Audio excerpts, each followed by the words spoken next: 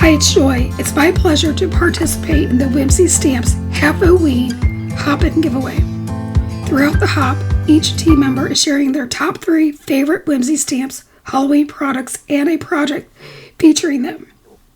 Please remember this is a hashtag-driven hop, and you must click on the hashtag in the title to find all the participating channels. I have a list of the participants in the description box below with the links to their channels if it does help. So for this hop, I chose the Howling Night stamp and die and the clawed stencil. Now you're going to ask me what's the difference between the stamp and the die. So the die will cut out like one of the werewolves and that are on the stamp set and a couple other elements. But the die has a hillside, a cemetery, a tree, and a couple other wolves that the stamp set doesn't have. So you are getting 2 totally different products when you purchase these two. I tend to do all of my die cutting first when I start a project. That way I can lay it out on an A2 panel and kind of get my spacing. In this case, I decided to make all of them silhouettes because I'm going to make a really bright Halloween sky.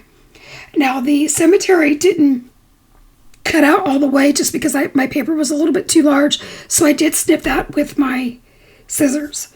Moving on to the moon, I just used a circle die from my stash, and I am blending scattered straw distress oxide around it.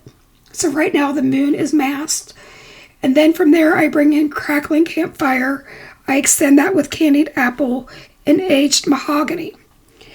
A little bit about the hop. This is a chance for a giveaway for a $100 gift card to the Whimsy Stamps online store.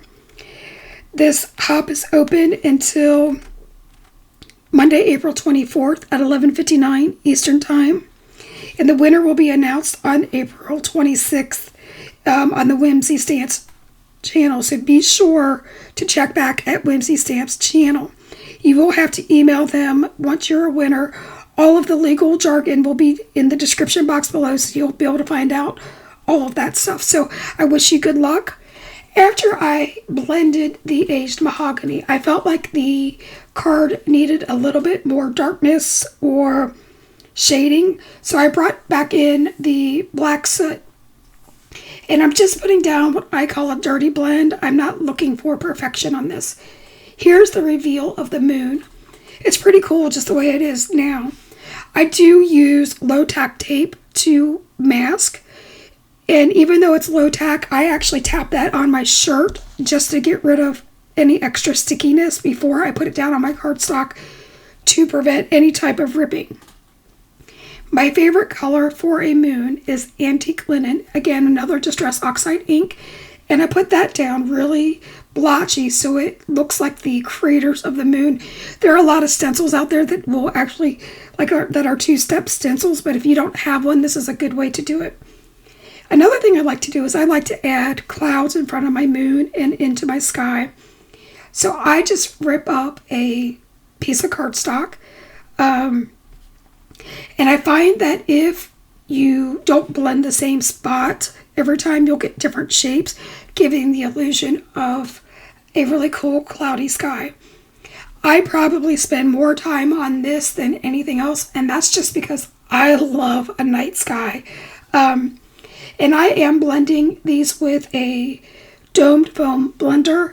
I find that you don't get the harsh circles. You'll see that when I used my black soot, that I got some of the circular marks from the blender. It was one of the old blenders. So I do recommend the domed foam blenders. Try to say that 3 times fast. I do extend my clouds into the red part of the sky because clouds don't stop just because the moon isn't there. I mean, it's got to extend all the way across. I also use hickory smoke. That's what I use for the clouds. And I lightly apply that to the hillside because there are some embossed areas of that hill. Now I am bringing in whatever was left on my scattered straw to do the top of the hillside. It's kind of like the cap of the hillside is what I'm going to call it. And here's my favorite part. I came back in with that black soot, and I'm using the clawed stencil. And I'm very heavily applying that black soot across the moon. Now look at this. Isn't that just creepy cool? From here, I glue down the cemetery along the base of my panel. And again, I'm going with all silhouettes here.